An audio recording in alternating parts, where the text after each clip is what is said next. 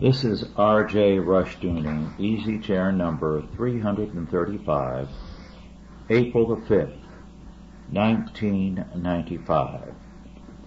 Our subject this evening is now welfare reform.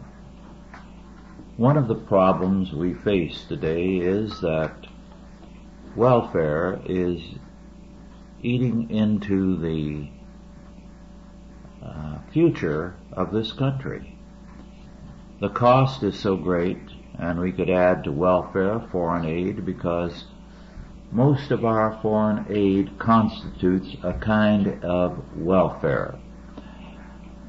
But welfare is so costly that it has made us deeply in debt as a country. On top of that, it has cut into our financial resources to the point that the infrastructure of the United States is approaching, in many instances, the state of collapse. We are not told, but the number of bridges that collapse each year in the United States is a startling fact. In the major cities, the water mains, especially New York City, are regularly breaking. Municipally owned power lines are often producing blackouts.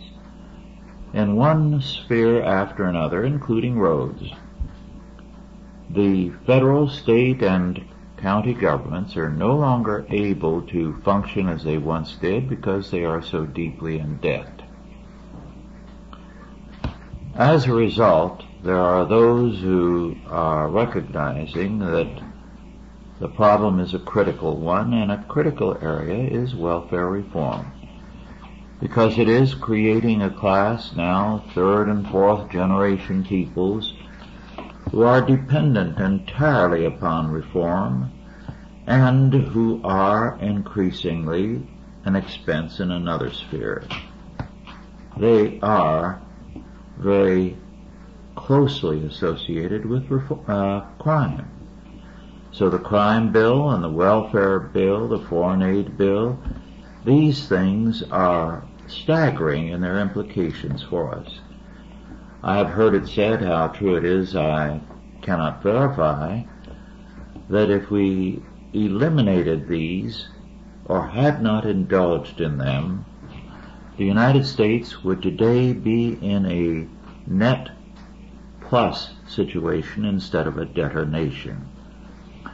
So, welfare reform is a very, very urgent matter. Welfare has been destructive not only of the financial future of the United States and of other countries that have welfare problems, but it is also destructive of the moral future of every country that indulges in it. Welfarism creates a serious problem. St. Paul knew what he was talking about when he said, "He that will not work, let him not eat." Now, the early church was very, very open-handed in helping all those in genuine need. But the need had to be genuine, and they were encouraged to work and were helped towards the working process. The idea was that they should not learn to be dependent, because that dependency would create a moral problem.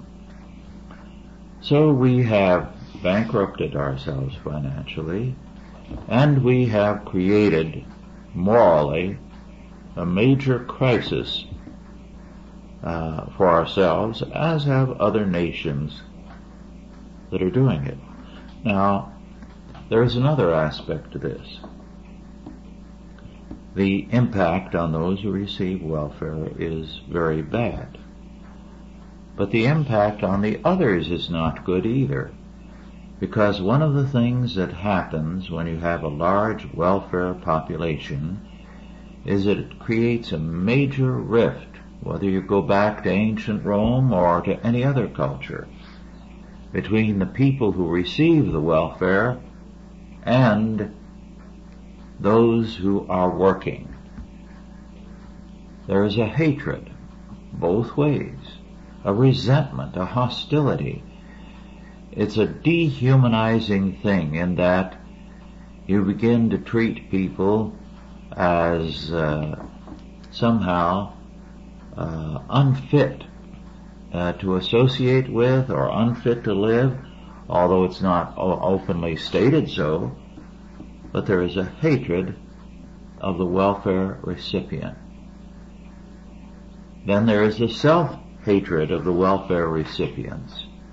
They are hostile, they are resentful, and from ancient times they have been hostile to the basic culture, the country, even though it's feeding them. There's no gratitude. They begin to assume that the welfare is a right.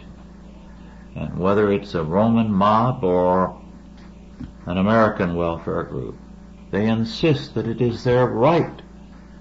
Well, when you create a group that insists on rights and wants to live off the rest of the population in terms of those supposed rights, you have a major problem in society. Not many nations have been able to wean themselves from this problem. They are destroyed by it. The great exception was Great Britain. In the early 1800s, the fear of revolution, with the example of the French Revolution, led a great many English politicians to extend the dole, and it created a major economic burden and a handicap for the country. Finally, they simply cut it off.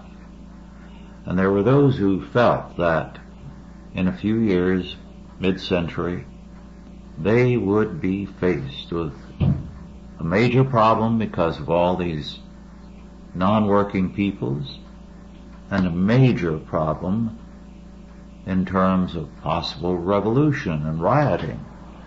But what happened was that in a short time, the people were gainfully employed, and Britain entered into her greatest power in the latter half of the century into World War I, so that instead of suffering as was expected, Britain prospered greatly.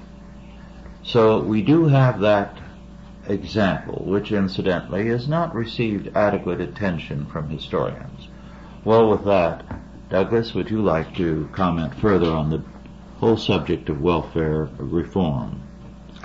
Well, the startling fact that this country is in debt to the tune of $5.5 trillion means that we have squandered all of the wealth that was built up during the Industrial Revolution, and in addition we have mortgaged the future of our children for generations to come.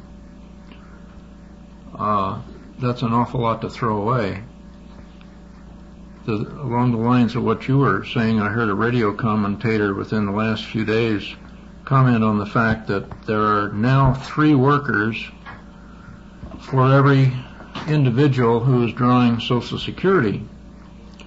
And within 50 years, assuming that the purchasing power of the dollar stays the same, which we have no reason to believe that it will, judging on recent experience, that there will be 2 workers for every recipient of Social Security, and the radio commentator said that he would like to thank his 2 workers in advance. You mentioned Great Britain. I think the mindset is still there. They pulled back from the brink only because they had a recent example with the French Revolution of what happens when things go too far. Unfortunately, people's memories are very short, and we don't have any such recent example. And I think that we're much less likely to pull back from the brink as Britain did, although you talk to many people in Britain and they still have the mindset that they want the government to take care of them. And it's awfully hard to break people after many successive generations of welfare dependency. Frankly, I see very little willpower or backbone politically or culturally in this country to reverse that trend. If the sentiment was strong among the people to give up the welfare dependency, then there would probably be a little more political willpower to do so. But we've seen successive attempts, which have all been shams, have all been abandoned, Graham-Rudman deficit reduction, and there's a whole litany of deficit reduction plans that were politically timed prior to an election to give the facade of deficit reduction, but nothing has actually resulted in any positive results in that direction. And even with a more conservative Congress, there's still at least a third to a half of the Republican congressmen who can't bite the bullet. And they've fallen in the trap along with everybody else, because they're looking at $3.5 million pensions, individual pensions when they retire, and they want to keep the game going as long as possible so that they get to collect. So the selfishness of all of these people and the selfishness in our society at large, that they want to get theirs and they don't care what happens to generations down the road, is, as Rush has said, is breeding a terrible contempt, a generational contempt that eventually will erupt, I think, in a major upheaval in this country. And I don't see, the politicians are already, I notice it's very curious, that there are some politicians that are saying, well, the church should take a bigger role in dispensing of welfare, which to me means that none of them want to give up any power. They would like to take credit for the idea, even though the idea of the church taking care of people is older than they are. They still would like to take credit for expressing that idea and gain political mileage from it. But it also uncovers a little, that they harbor just a little bit of fear in the pit of their stomach that we are nearing the brink of no return, where civil disorder will get totally beyond government's control. And we may very well sink into the kind of widespread violence that we've already seen indications of in the LA riots, New York, the lights went off, and earthquakes, immediately there are people out looting stores and so forth. It doesn't take much. I mean, the veneer is so thin that it doesn't take much. Whether it's a natural disaster, whether it's an economic disaster, whether it's a political reversal, it doesn't take much to pull the plug on and bring this house of cards down. And the recent drop of the dollar against foreign currencies means that the U.S. government has begun to print money, and that the foreign currency traders and bond traders are wise to the game, and they're not buying it. They're not going to buy any more U.S. dollars. They're unloading U.S. dollars and forcing the dollar down against other major industrialized countries' currencies. And So Mr. Clinton and Mr. Greenspan's game here of trying to hide this deficit spending is not working, because they're operating in a glass house. And they're scared to death. The White House is scared to death of the bond traders, and they've made a lot of very derogatory remarks about the economy being controlled by bond traders. But all of this has to do with when the government breaks its promises to the welfare class, which it's dancing around now trying to pull off. They want to cut a little here and cut a little there and cut a little somewhere else, and you see the immediate reaction. And it's not a mild reaction. It's not a complaint. It's a vicious reaction. The kind of rhetoric that's been used of accusing them of Nazism, using the vilest language, the strongest terms, the strongest imagery that they can in their discussions in Congress to try to put down these cuts to the welfare class, because they know what the end game is. And I think it's very illustrative that we're getting very, very close to the point where government is no longer going to be able to control this economy.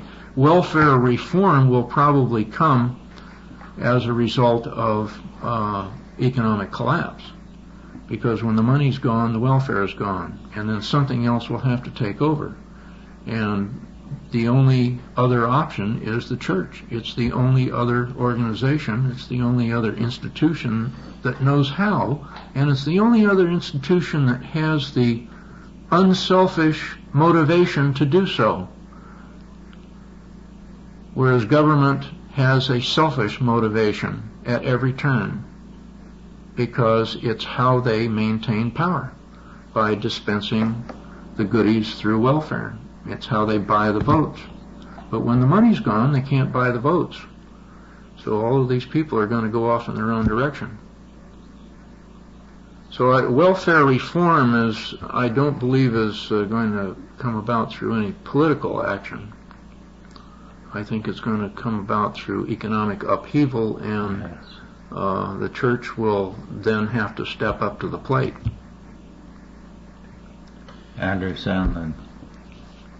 Americans under 50 really don't know what it's like to live in a society that is not undergirded by these social safety nets. So I'm going to cast the ball back to Rush for a minute. I want him to give us something of the history of the development of the welfare idea, going back to FDR and the New Deal. Maybe that'll give some perspective to some of our listeners who can't conceive of a society except one that is a welfare society. Prior to about 1907, welfare in this country was local and private to a very great extent. It was only with the 1907 recession or depression that, as an aftermath, Pendergast, a Kansas City politician, decided a good way to power was to persuade the voters that instead of having the churches and Christian organizations take over welfare in times of crisis, that the cities, counties, and states do so.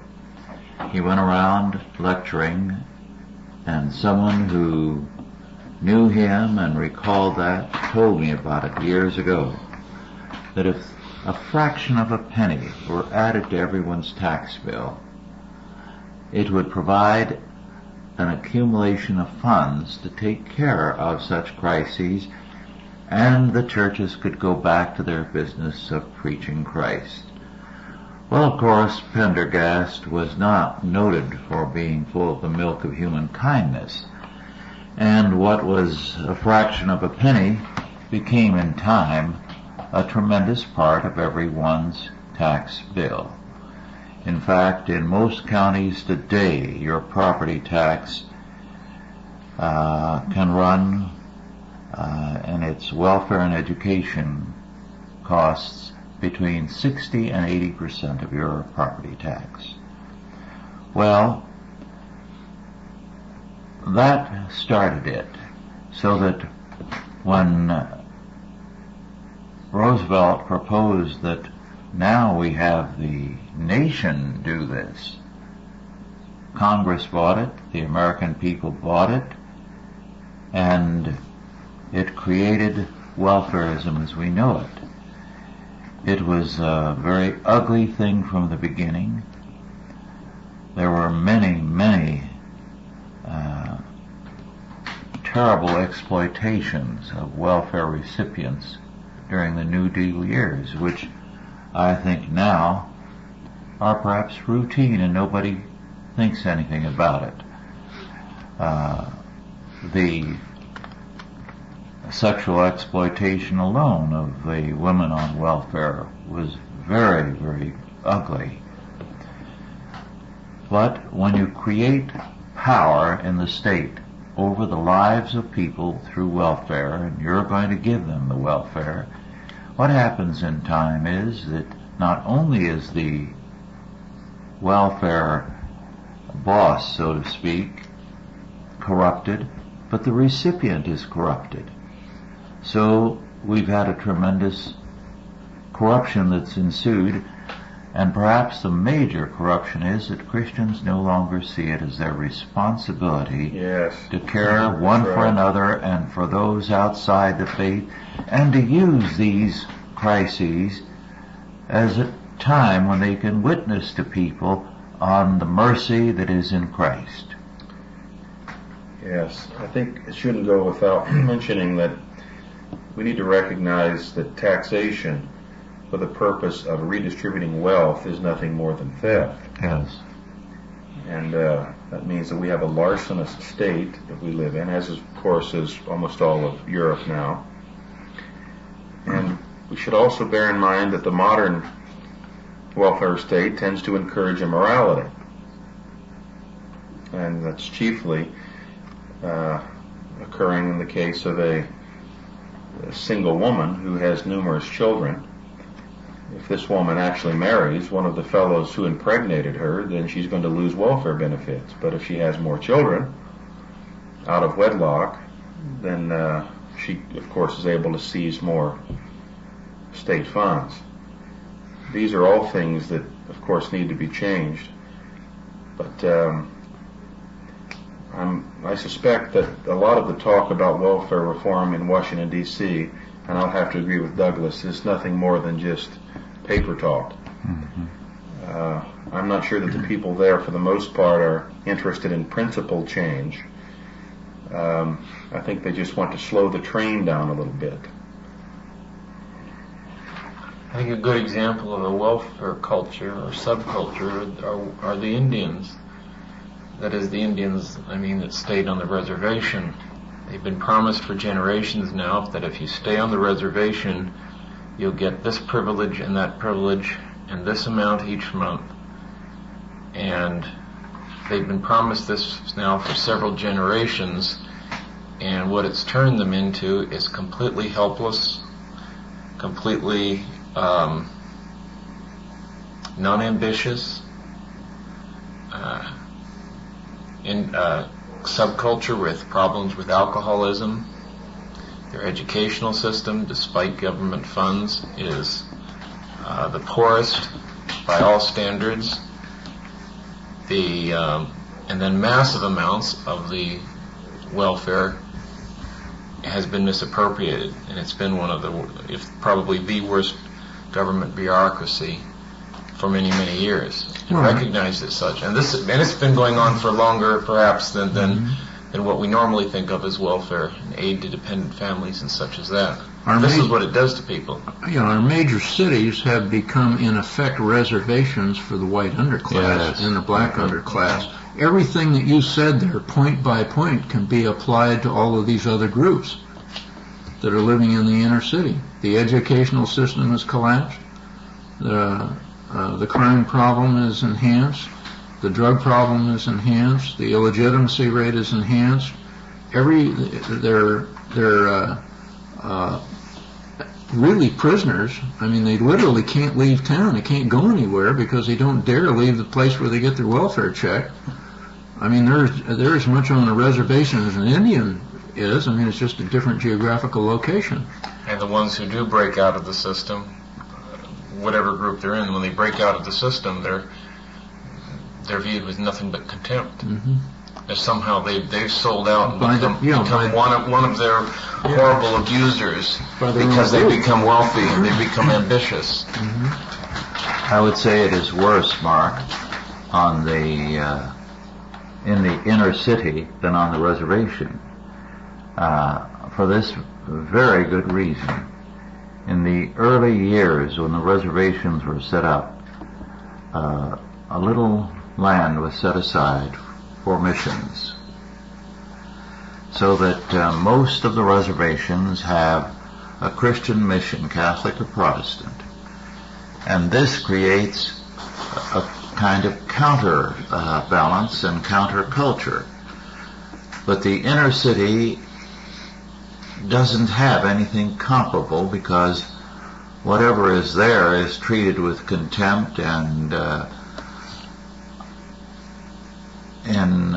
I know of one instance where the only way the church could survive in the ghetto was to build a cyclone fence around it and open the parking lot and the front door, all fenced off, only when a meeting was going to be held, because otherwise the place would be vandalized. I think it can't be emphasized too strongly that the Bible does not vest civil government with the responsibility of furnishing welfare and charity. That is just a modern fiction. And there are people my age, and many of them older, that assume, well, if someone is to be taken care of, the only source of that care, the civil government. What other source could there be? Mm-hmm. That's why I brought up earlier the need for you to comment on that, Rush, that we need to get back to the idea of first the family, and then the church after the family, and the Bible's clear that it should be family first and then the church, to care for financial needs. Mm-hmm. I think that's one of the problems is we've been our culture has been creating its own need for the welfare state by destroying the family. That's right. Whatever we've destroyed the family, we've destroyed the church, we've pulled ourselves away from the church, I guess you could say, and we've therefore destroyed the authority of the family. We've destroyed the financial independence from the family through taxation, through inflation, through inheritance taxes. We've created an artificial need, or an appeared need for the welfare system. Once government takes over anything, it's almost impossible to reform it. That's why reform can't come from the government. That's right. When the government takes something over, how do you change the system? We have to change the government. That's right. That's a massive task. That's right. That's why the government can't really reform anything. All they can do is control it. Well, in every instance, when you ask the government to get rid of something, you automatically get more of it. Mm-hmm. It becomes institutionalized. Rush, would you, given Pendergast's affiliation with organized crime, would you speculate that perhaps he got the idea for this welfare scheme from the mafia, who used to dispense favors in order to gain power and influence in the areas that they operated in? He may have picked it up from them from observation, but as far as any direct information, I don't know. But I think that's a good insight on your part. The mafia is increasingly allied with civil government, and I was not surprised when somebody was at a dinner meeting recently. They sat down with prominent politicians and the local mafia boss. They walk on the same side of the street. They have close ties with one another, and the people are the victims. Maybe we can discuss the furor created in Washington, D.C. the last few weeks, as this is being recorded, over any mention of any sort of welfare reform. And especially, of course, the liberals were just crying and speaking slanderously about taking food away from children and all that sort of thing. That's one of their pet peeves, pet loves rather. It turned into a pet peeve when it was attacked. An irrational hatred for any statement of necessity of welfare reform. Well, they became hysterical. I mean, the discussion, the rhetoric became hysterical. Yes, exactly. Because they see their power base eroding. That's right. I have to wonder how many people are there left in this country that don't understand the linkage between the liberal establishment in this country and the power base the constituency that they've created over the past 40 or 50 years. They have bought votes for years with the promise of redistributing wealth. I mean, they have done that for many years. Before going further, I'd like to comment on a couple of things that you called attention to, Douglas. We should not be surprised that the mainline churches and some not mainline have protested the idea of welfare cuts. They are receiving vast sums to maintain their traditional church charities from the federal government. The Catholic charities and the Protestant charities alike receive considerable funds. And I'm sorry to say that even the Salvation Army now gets quite a bit of money. Then there's another thing you called attention to that I'd like to stress emphatically. You indicated that you believed that inflation was going to destroy welfareism. Well, now consider this fact, that in 1938, I recall that when some jobs opened up at $150 a month, there were thousands who applied. Those same jobs go for $3,500 plus at present. Well, the difference is inflation. Now, what will happen as inflation speeds up, as it will in the near future? The process of raising taxes and raising welfare grants will not be able to keep pace, so that people who are drawing inflation will find that suddenly their money is worthless. It's not doing what it once did, and they cannot live on it. So it's going to create a major crisis for everyone drawing welfare when inflation takes off. Well, the argument that I find disingenuous, and especially in the Republican side, is that we can grow our way out of this deficit. That that there's limitless growth potential in the American economy. That's right.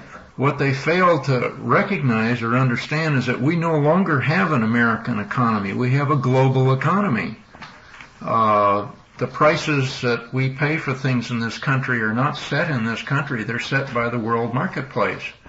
And unless the world's economy grows, there isn't going to be any increase in the number of, in the wealth in this country. We're not creating wealth, we're consuming wealth. That's right. And there's no more to divide up. If you can't create more wealth, you can't create a bigger pie, then you can't make the slices bigger. And the politicians keep going back, we've got to grow the economy by tax cuts and so forth. And they absolutely will not address the spending side of the thing. Right. And the political will, it's obvious that the political will is not there, and I don't think it's ever going to be there to make the cuts necessary in these entitlement programs to get the deficit back under control. All they're really talking about in most cases, when they talk about ending a program, they talk about stopping the increases, which is too little, way too late. We've already passed the point of no return. We need to think about if we're going to do something serious about the national debt with some integrity, we need to talk about massive government surpluses to pay off the national debt, which nobody wants to talk about. Balancing the budget isn't going to do it. We still have the national debt. It's more critical than the annual deficit. It's been accumulating for half a century. Well, they've already proven that you give them more dollars and they're going to spend them. Mm-hmm. They're not going to apply them to the debt. Right. Well, we've been justifiably excoriating basically socialism. Now let's talk about what we need to do about it. I would say, first of all, according to the Word of God, families must take responsibility for charity. I mean, the Bible is clear. Paul, in writing to Timothy, said that our piety must begin at home. And essentially he was saying first at home and not in the church. The church only comes secondary, although it does have an important role. And I'm going to bring up this topic of just the multiplicity of rest homes, and I don't want to talk a long time about that, but if possible, we need to care for our parents in older age and various relatives. This is made almost impossible today because of great taxation and that sort of thing, but these are things that we need to start talking about. Families going back and taking care of these responsibilities that they have foolishly vested in civil government. And then, of course, we need to talk about the church and her responsibility of charity. We need to take back these areas of welfare and charity so that the government won't be able to do anything. I think that may be a start. Yes, Paul tells us that we are to care for our own, which includes those of the household of faith, and if we do not, we are worse than an infidel. Yes. Well, historically, the church has done this from the New Testament times. Act 6 tells us the care of widows in the Jerusalem church and the creation of deacons, which simply continued an old Levitical function. The church took care of all such needs, and it did it for centuries. Only recently has it pulled out of this area. Since the early 1800s, it has withdrawn from the area of health, although in this country especially, we had a lot of specifically and thoroughly Christian hospitals until fairly recent years. Now they are church hospitals. We had also, into the early 1800s, Christian schooling. And we had Christian charity that took care of all needs. In fact, the office of deacon was created in the book of Acts, as I indicated, to succeed the Levites in order to care for this. And over the centuries, the amount of work they have done has been enormous, enormous. So that the Christian church has had, Catholic and Protestant, a tremendous heritage of ministering to vast needs on the part of peoples. This has been abandoned, and it has not been good for the church. It has led to a kind of wishy-washy pietism, to an absorption in getting to heaven rather than doing God's kingdom work here on earth. So that if anyone, like Chalcedon, reminds them of their duty and what God's law has to say about this, somehow we are the people who are off base. Now, I feel very strongly about this, and before I began Chalcedon, I felt that there were three areas we had to address in addition to putting the Christian faith on solid theological, biblical foundations. So, besides the work of scholarship, we had to enter education.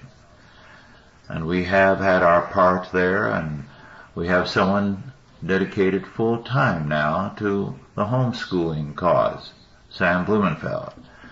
Then there is the area of Christian charity. And we have more than one iron in the fire there, all under the direction of John Upton.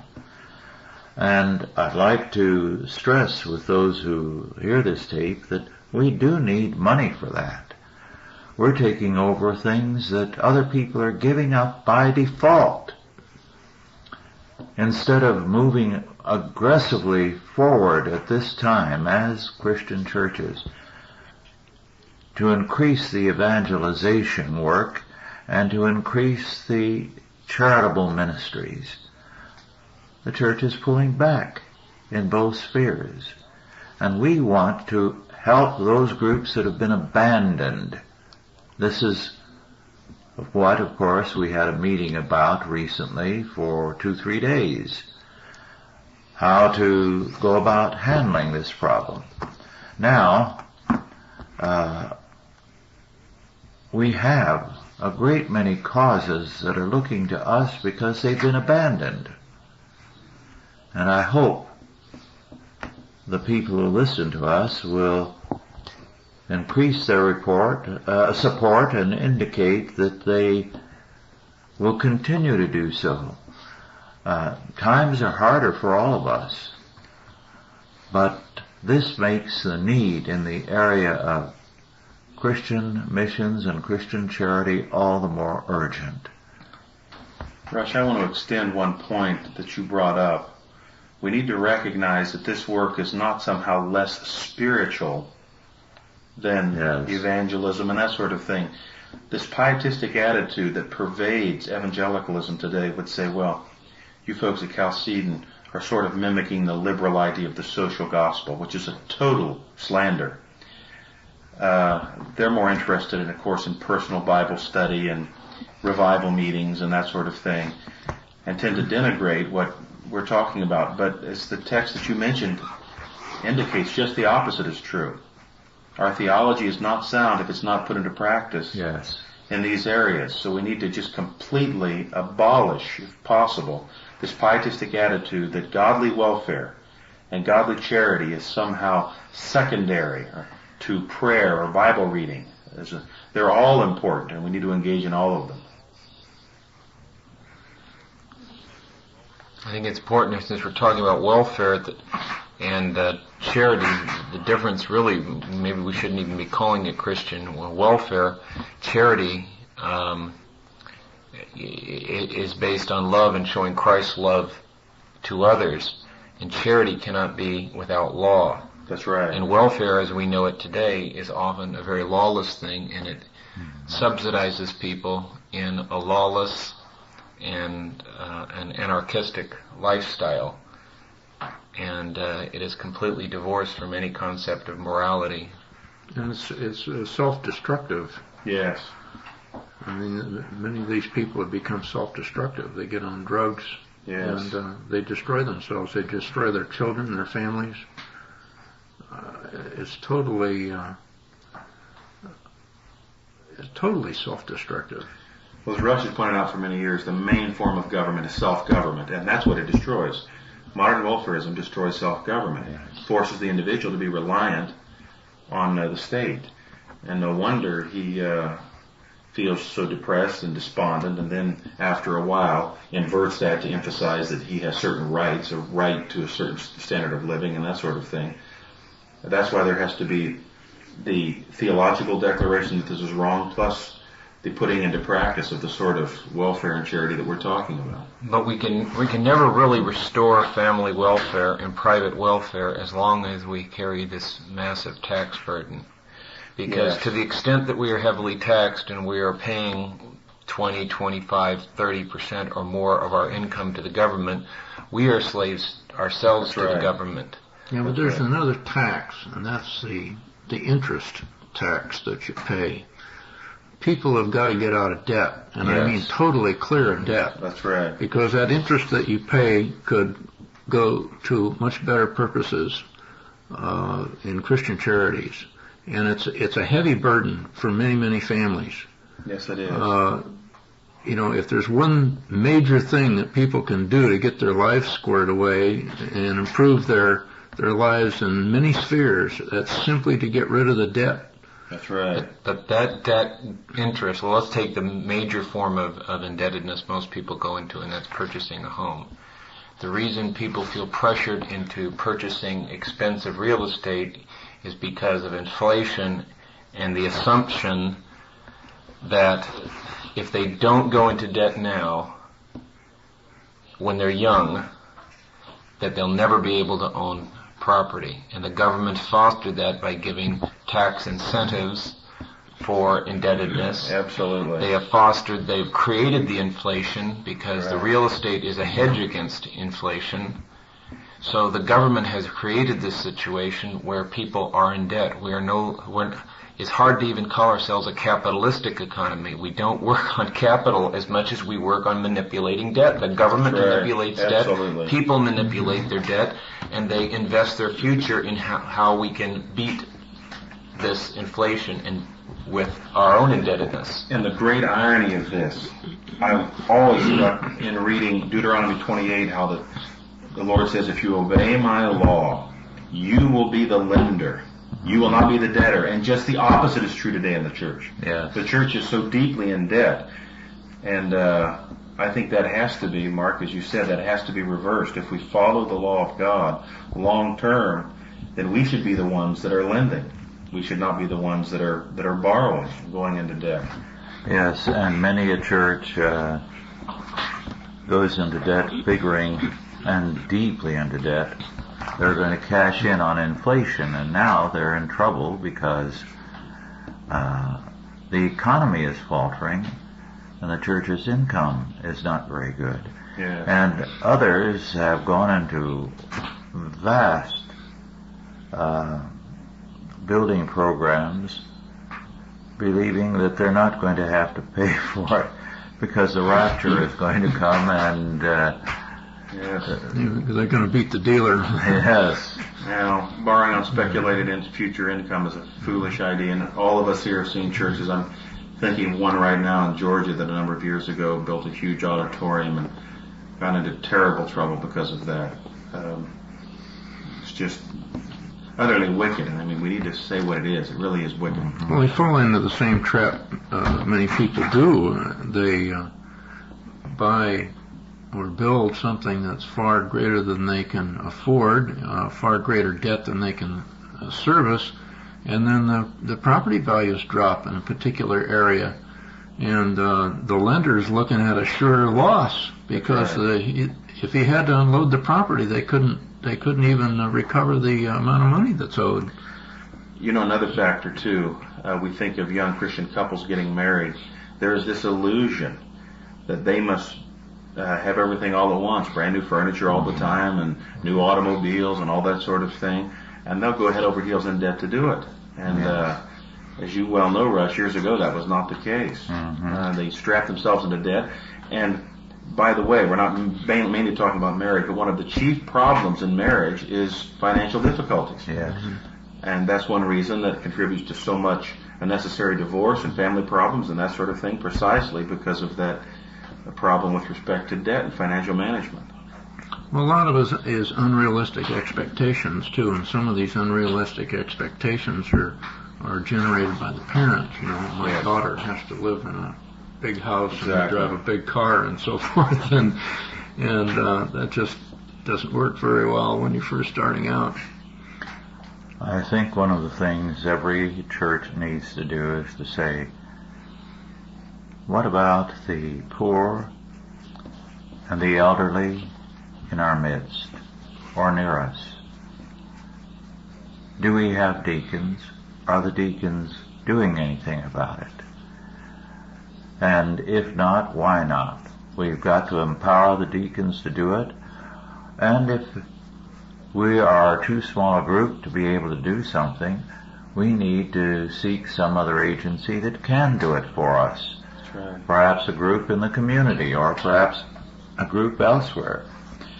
We, to all practical intent, do have a deacon in John Upton, whose work is to minister to these areas of need. And I think that there's no excuse for not making the diaconate again a key ministry. I wrote some months ago an article on the unknown John Calvin, and it really distresses me that I got virtually no response to it. But the point I made there was how important John Calvin felt that the diaconate was. They took care of the sick, of the needy, of the travelers, of children, of education, of health, a vast variety of things. And they took up an offering every Sunday for the church's work and for the diaconate's work. Yes. Can you imagine what congregations would think about that now, a double offering? They would be irate. Yes. And yet, the people in Geneva who were attending the services were not as prosperous as the average congregation is today.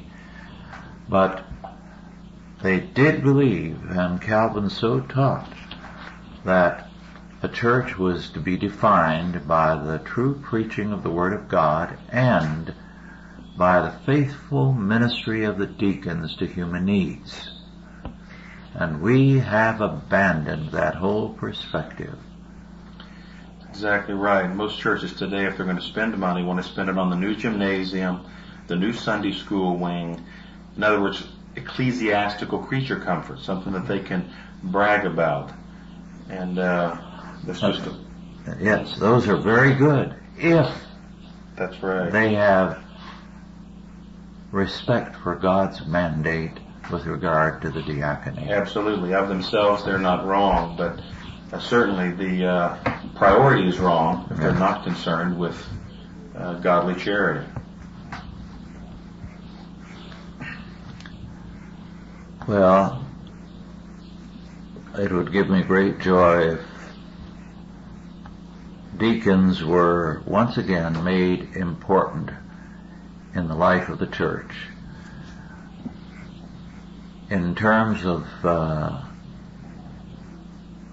what Calvin set forth and what the New Testament did in Acts, it meant that the deacons were like the elders, very important. Yes. It was simply that they had different tasks.